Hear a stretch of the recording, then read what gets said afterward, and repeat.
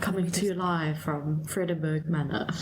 Nice. Oh, well, by the time this is on air, it's not live. On air. On air? I'm 59.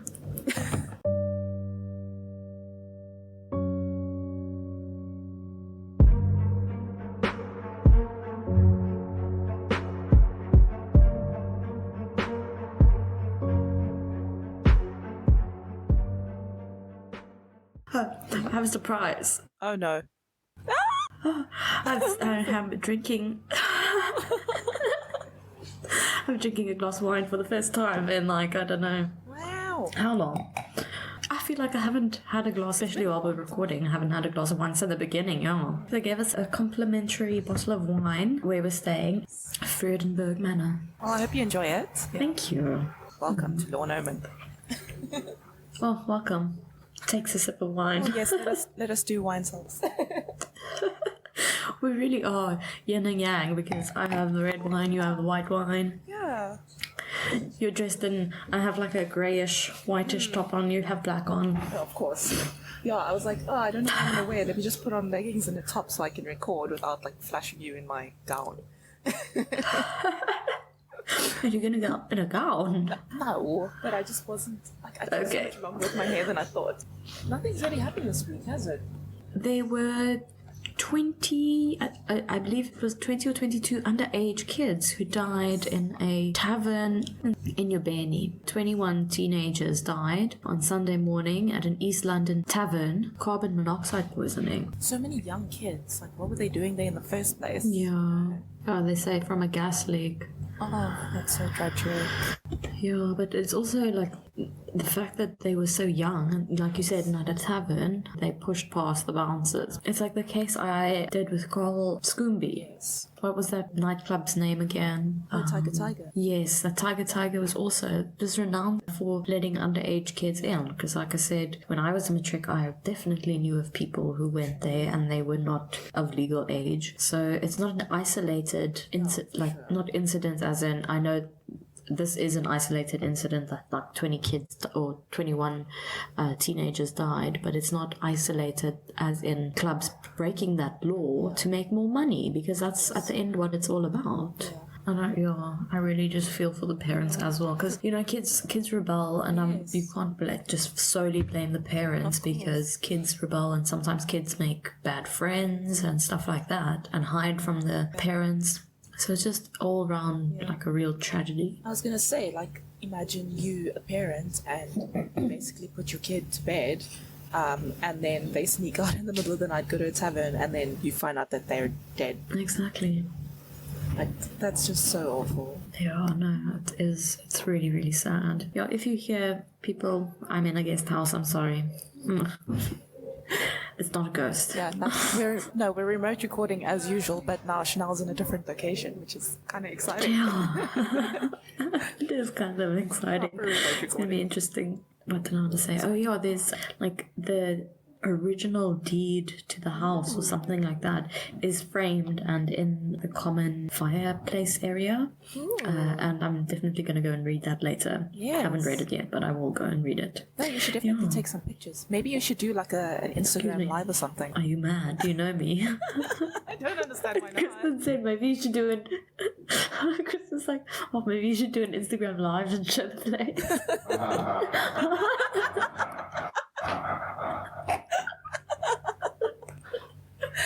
The word.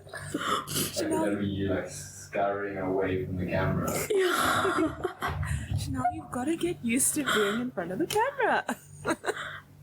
Why? How are we going to do live videos or like even recorded videos with the podcast if you don't want to be on camera? I will buy myself a lifetime supply of rescue and drink a bottle of rescue every time before we do a live recording or a live video. Maybe we should just get like a mask or something and like just be anonymous.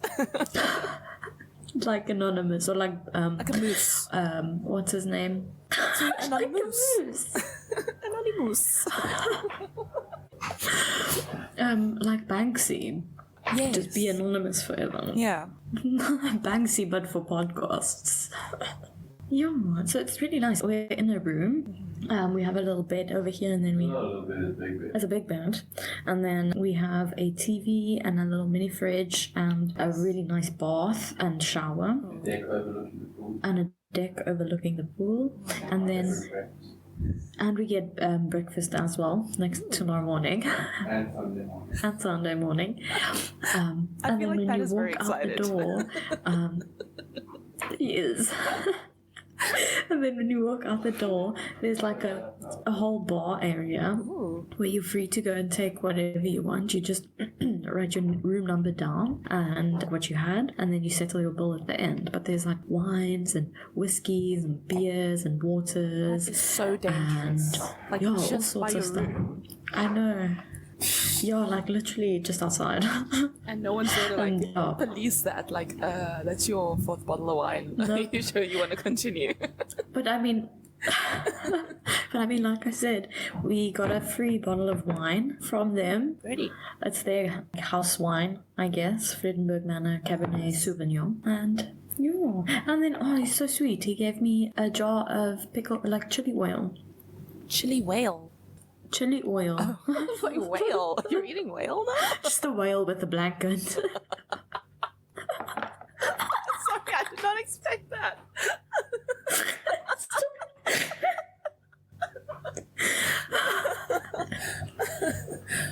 Yes, I told you, like my case this week is super short.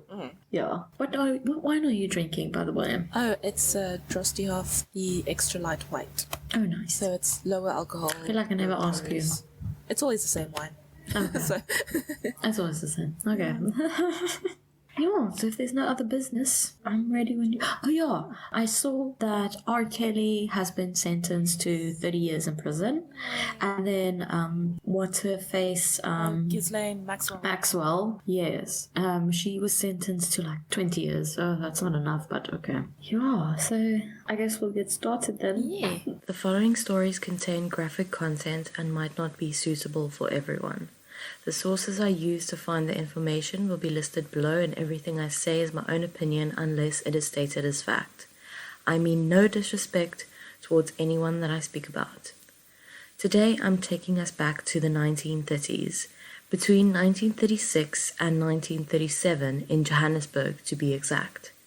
CID head Lieutenant Ulf Boberg was investigating the murders of 4 known sex workers, all dumped alongside Potchefstroom Road, which today runs through Soweto. And then the fact that all 4 women were found in the same street, all had their handbags stolen, and the pathologist found that all 4 victims succumbed to strangulation, led the investigator to the conclusion that he was most likely looking for one perpetrator. So after the 4th victim was found, Lieutenant Boberg,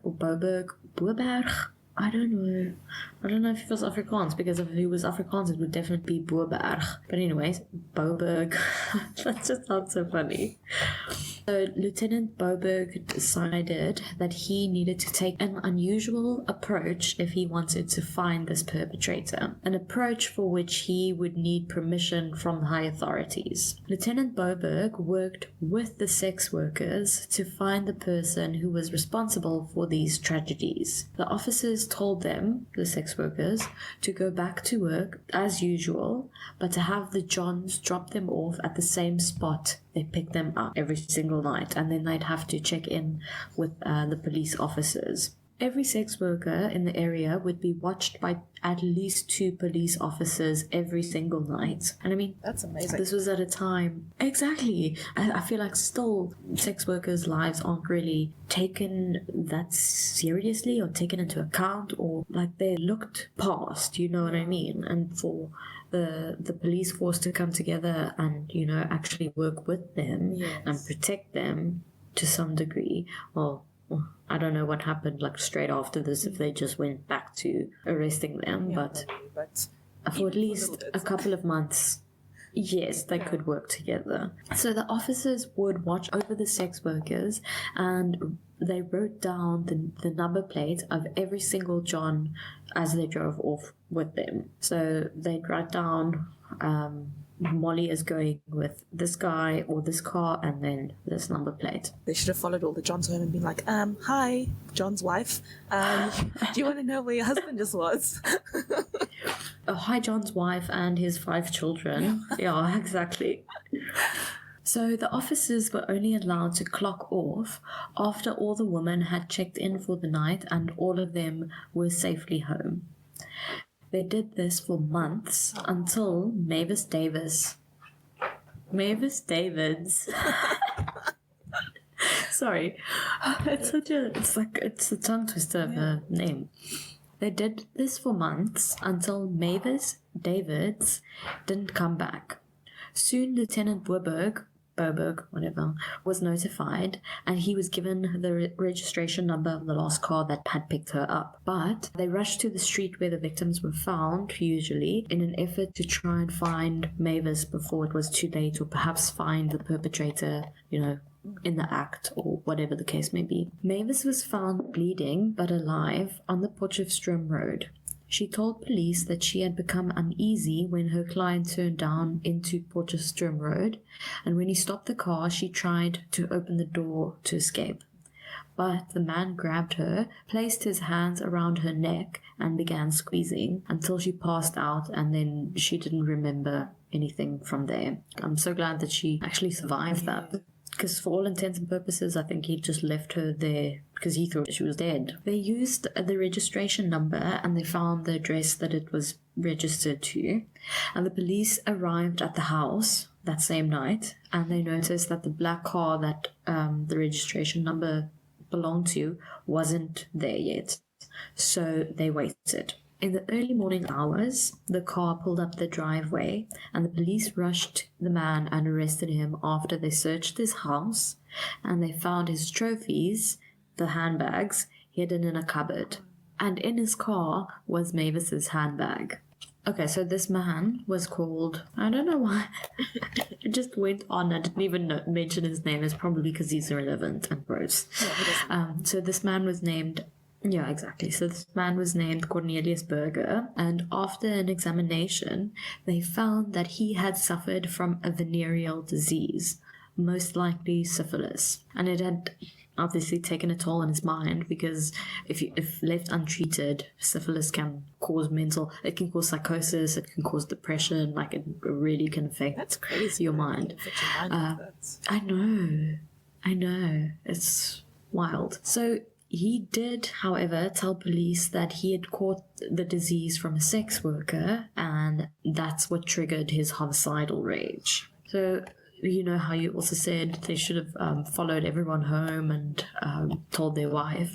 Strangely enough, Berger was married, but he and his wife basically lived separate lives. They didn't share a bedroom and they barely spoke to each other, which, I mean, go figure. Yeah.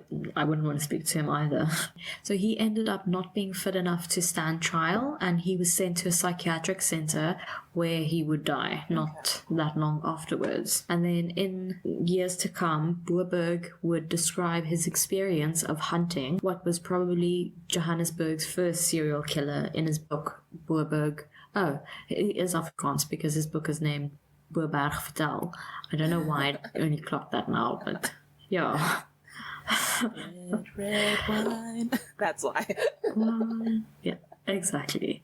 Oh, so Wow. I'm so glad that was most likely Joburg's first known serial killer. And I just want to mention, I only have 2 sources for this. I only found 2 places that mentioned or that covered this case or the serial killer, and that's an article on IOL and then a blog by Joan de la Haye. She is a fiction writer. She does dark and twisted fiction. She says that she's a caffeine-fueled author of dark and twisted fiction.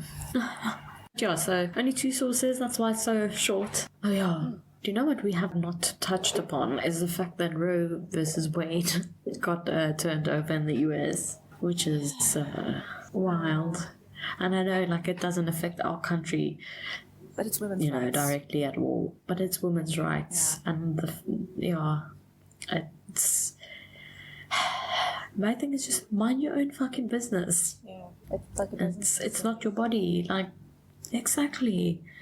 And that's the thing that it's about, you know, there's no bodily autonomy.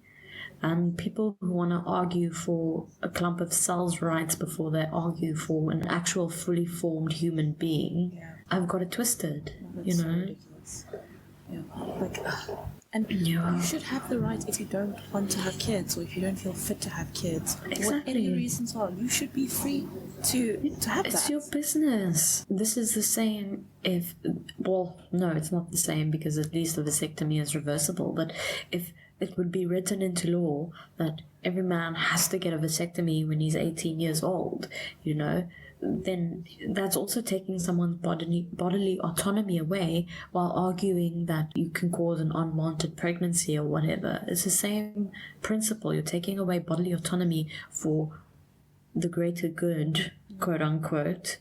But for who? The greater good for who? Yeah. We don't need more babies. Not everyone should want to have babies, you know what I mean? And that's everyone's prerogative. Don't make people who don't want to have babies. Like, you're going to just raise or forgo the baby to foster care, and all that's going to do is build up a generation of traumatized adults. Yeah, there's already so many people, kids you know what I mean? in foster care and orphanages and stuff, and then you're 18 and then the system wants nothing more to do with you. But if you need to like steal to survive, then you're a criminal, and then you can't win. If it was men getting pregnant, then abortions would be available like Starbucks restaurants. It's not like they're holding the fathers responsible of these children as well. The onus falls on the mother, and that's not fair. It's not. You know, like, the woman is forced to raise the baby because not only can't you have an abortion, but it's your fault that you got pregnant. Yeah. And then, you know how many times I've seen and heard men saying, "Oh yeah, well, if you just keep your legs closed, then problem solved." Wow. People still think like that? It's not 19-foot sack, yeah. Why do we do this podcast?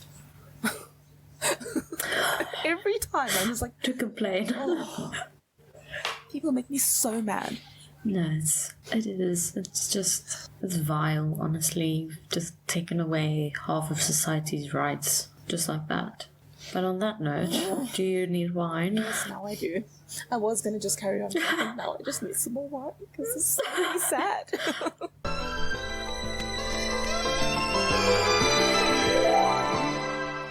I was in such a good mood before I started talking to you today. Sorry. I do that to people. Freaking Taurus. It's my Cancer moon. It makes everyone sad. My Scorpio moon makes everyone mad, I think. So, I don't know. Like Scorpios, do they? My mom's a Scorpio. And do you like your mom? Hi, Mom! Well, Scorpio and Taurus are really compatible. That's a nice way to put it. Apparently. Ask. No, we do get along. But ask me back when I was in high school and I'd say no. Yeah, that's also like since I've moved in with Bass and I haven't been living with my mom, our relationship has improved so much. Like, I don't know, we just get along more. It's more fun to talk to each other. Maybe it's, I don't know, just not being in each other's vicinity all the time. Yeah, it's exactly, and there's less of a parent-child dynamic and more of a friendship dynamic, kind of. Yeah, because you're past the age where as you grow older. Parents, yeah. Yeah. But shout out to all the moms. Shout out to all the moms. All right. Well, I suppose we should just jump right in. Get on with it, yeah. The house I'm covering today is in Atchison, Kansas, which is the same town where the Sully house is, which I have covered recently. They are, I looked on maps, they are a literal 5-minute drive away from each other. They're just a few blocks away. Oh, which I did not know. Is there like a portal? Yeah, I was just going to say, like, what is up in this town? Because it's not a big town in Atchison. Like, well, Atchison itself, it's not a big town. So I don't know what is happening. But yeah, it could just be the land itself then, if, you know, the place is, if both places are haunted. McInteer Villa is listed on the National Register of Historic Places. So in 1827, John McInteer was born in Ireland. He went to the US as a boy, like alone. So I think he was in his early teens, or in his teens he went to the US alone. And he first lived in Philadelphia, then he moved to Indiana. It was in Indiana that he learned how to make harnesses, like leather harnesses for horses and things like that. Okay. In the early 1860s, he moved to Kansas. In Kansas, he first lived in Donovan County, where he started a small store where he made and sold saddles and harnesses. He was really good at his trade, and he was known for the quality of the products he made. Like, he did really well in his business. It was a time where people traveled with horse-drawn wagons and carts and things, so it was, you know, big business there. His company grew so much that he needed larger space to manufacture his wares, and he took the money he made and invested it in real estate in Atchison and in St. Joseph, Missouri. He set up a number of business blocks in Atchison as well. So he built himself a house, and the house he built cost around $14,000. That was what? The house was built between 1889 and 1890. So it was $14,000. Which in dollars today is $444,798, or 7.26 million rand. So that's a lot. Like, That conversion, man. it's crazy. The house was built with brick, and the architect is not known, but the builder was Owen E. Seip, S-E-I-P. Seip. That's what most South Africans do on the weekend. Yeah, S-E-I-P, I don't know. Seip, I don't know. Okay. He was a contractor from within the state of Kansas. John married Alice, his first wife. What I was watching earlier, they said they weren't sure if they got married like quickly because she was ill, but she died. Oh, the sound of Chanelle drinking wine. Sorry. It's great. What a time for us to have that interlude. So, John married Alice, his first wife, and I'm not sure if she was sick and that's why they got married like in a hurry, but she died, I think, a year after they got married. She died in 1892. So just like, I think, a year of being married, which is really sad. So then, around 3 years later, he went on to marry Anna Conlon. That was in 1895. She was a widow and she had 3 sons. So, you know, the house was built, they lived there, I'm sure they had a really nice life. There wasn't like very much information other than that. But John died of dropsy, which is an old-fashioned or less technical term for edema. An edema is a condition characterized by an excess of watery fluid collecting in the cavities or tissues of the body. That was in 1902, which is actually not that long. 1895, he married his second wife, and then in 1902 he died. That's like 7 years. Yeah. But yeah, that's really sad to be married for like 7 years and then he died. 7 years and then... Yeah. So Anna lived in the house until she died in 1916. So she lived for another 14 years after that. While she lived there, she hosted a few of her relatives. Her brother, he was a judge, Charles J. Conlon. Oh no, sorry, he was... Okay, so the source said his name is Judge Charles J. Conlon, but then someone, like the source said it, he's a respected lawyer. But I suppose if you're a lawyer, you can be a judge. I don't know. He was a judge or a lawyer. Yeah, well, you need to be a lawyer before you can become a judge. So, I don't know. Either way, he was respected and he lived there with his family between 1916 and 1925.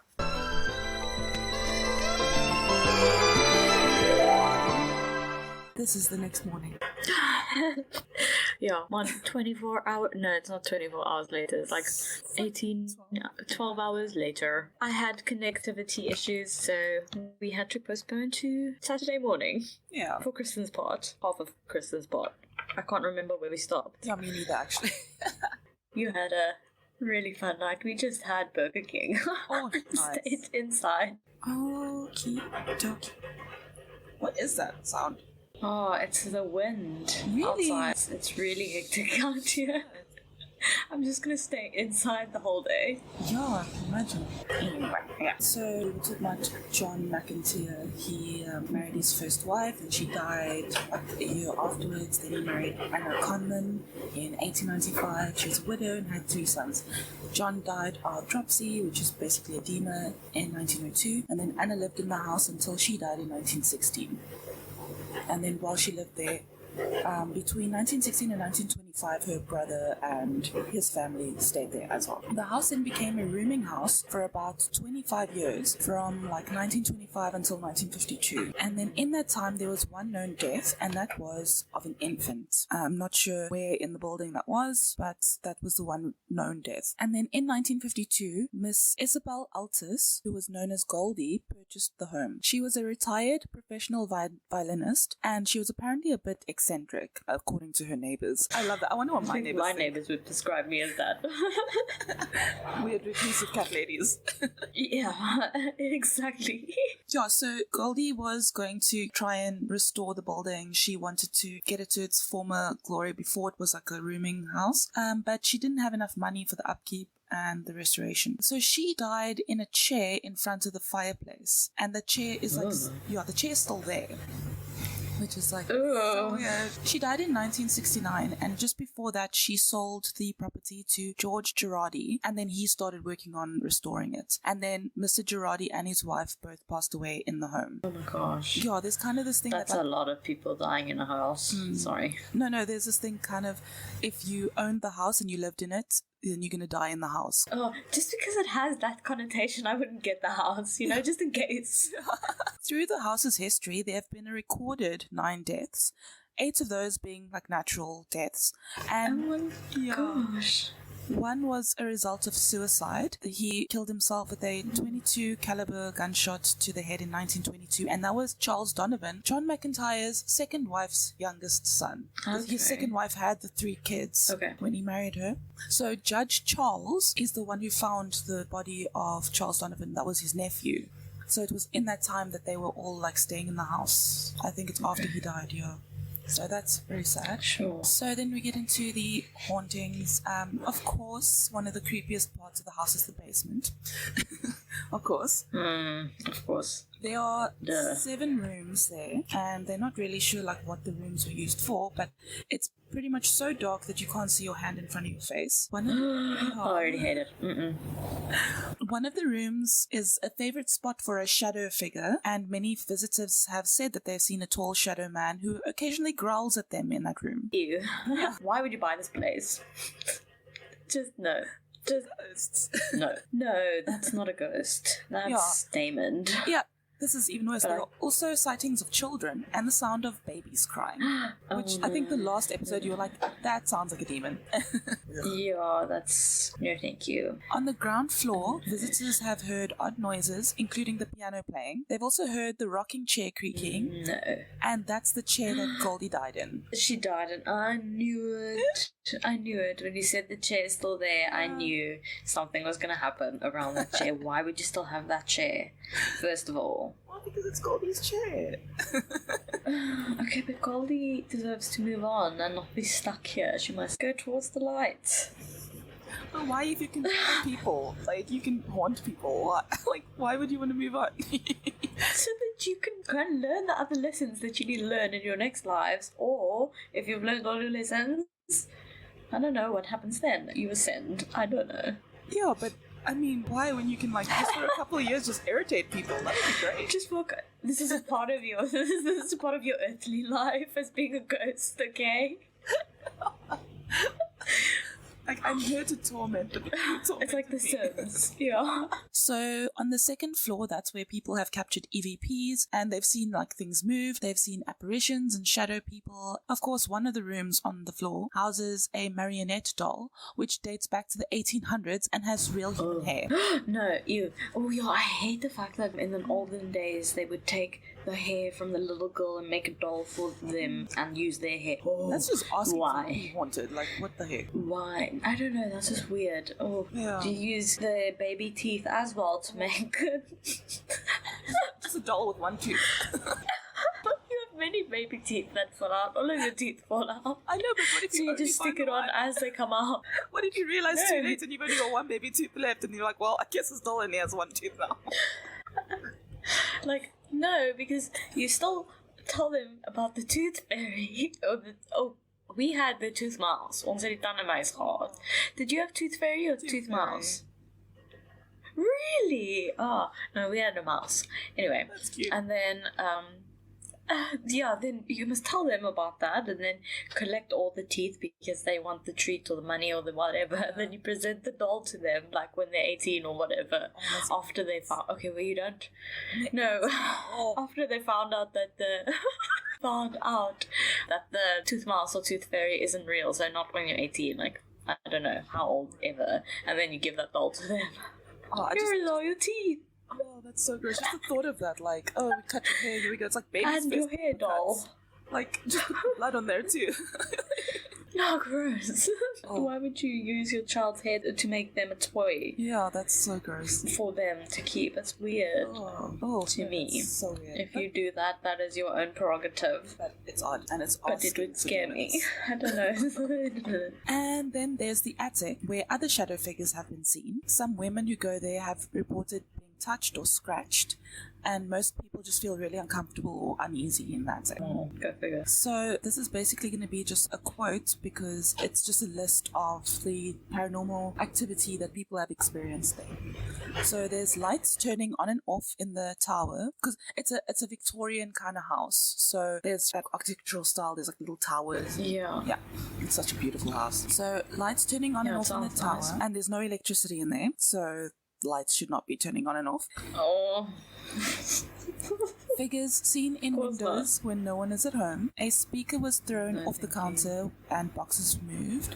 The rocking chair that Goldie died in has been known to rock back and forth on its own. Sounds of slamming doors throughout the night. Footsteps walking down the hallway on the second floor through the night. Some people feel uneasy on the second floor, feeling as though they are being watched. Items tend to be moved from one location to another. Creaks of turning doorknobs. Dramatic changes in temperature.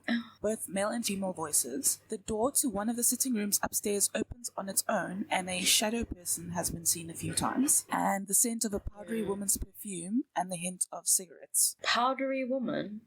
Powdery woman's perfume. So like, okay, I get powder that you'd put on your face. Okay. Paranormal Quest, they investigated the house early in 2022. The current owner of the house is Stephanie O'Reilly, and she was talking to them, doing the interview, and she was talking about her dad who had passed away, and she was saying like he helped her to buy the property. I'm not sure if that's like after he passed or whatever, but as she's talking about him and saying that people have said they've seen him, the light behind her goes off, like one of their lights. That, fully charged battery or whatever. And then she starts laughing and she points out that her father's urn is like across from where they were sitting. So he was like right there with that. She was talking about him and then the light goes off. And then the light goes off. Yeah, that's... And Dave... Well, I guess that's more of a comforting feeling, at least, than scary, it's like but still confirmation that scary. they're watching over her and stuff. Dave smelled this freshly cut flowers, and Stephanie said she's experienced that like twice in the 4 years that she's owned the property. Once in the dining room and then once in that room that they were in. There's footage taken from the villa where you can hear what sounds like a baby crying in an empty room. Oh, no. Yeah, of course. So Stephanie was like, she will never live in the house because it's uncomfortable. When she's alone, it feels like the spirits know that she's alone, and there's just like an increase in the activity. She's heard growls, sounds of footsteps, and it's like the footsteps walk right up to her and then just stop. When she first got the property, she painted the attic door bright red since she likes bright colors, and something in the house either didn't like the red color of the door or didn't like her dog because she has a little Yorkie and it was like pushed off a chair or a couch or something. No. She said when you walk like out of the attic, you can feel someone walk behind you, and she's had the experience of a woman had her head right next to hers and like shushed her. Can you imagine? It's like, oh my god. No. Ooh. No, stop. I hate that. Told that I can feel it. It's no. And if you're alone, that's even worse. She was told that there was a possibility of a hanging that occurred in the attic.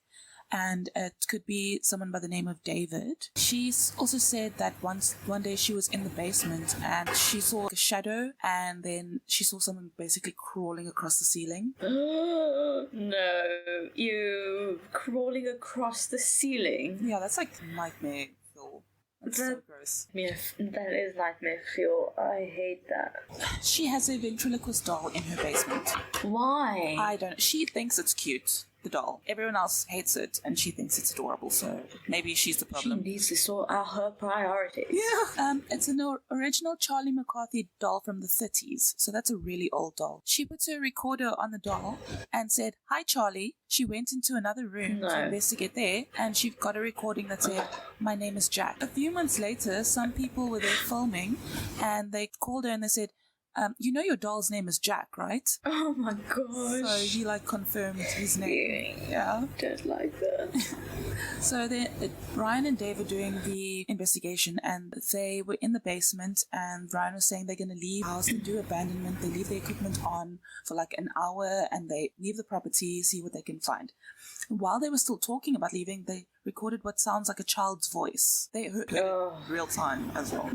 6 minutes after they left, the equipment, I think it was in the attic, picks up on a temperature and air pressure change. So it's an empty room, and all of a sudden the equipment just starts going off. Then 2 minutes after that, the REM pod in Goldie's chair downstairs starts going off. I would have ran out the door a long time ago. A minute after that went off, the camera in the basement at the stairs picks up the sound of movement from the floor above. Then there's more movement picked up and more random sounds, and then about half hour later, the REM pod in the chair goes off again. So there's definitely like activity in different areas, but also around that chair. And then they came back and they were upstairs in the hallway setting up for the investigation, and they had a REM pod in the one bathroom, and that started going off next to the sink. And I don't know if that was a part of a bigger room before it was the bathroom, but that could be the room where like someone died. I think that was one of the theories there. But yeah, through the investigation, they had equipment go off at various times in responses to their questions and things. It was quite a lot of hits on their equipment and stuff, and lots of disembodied voices and things. So it's quite a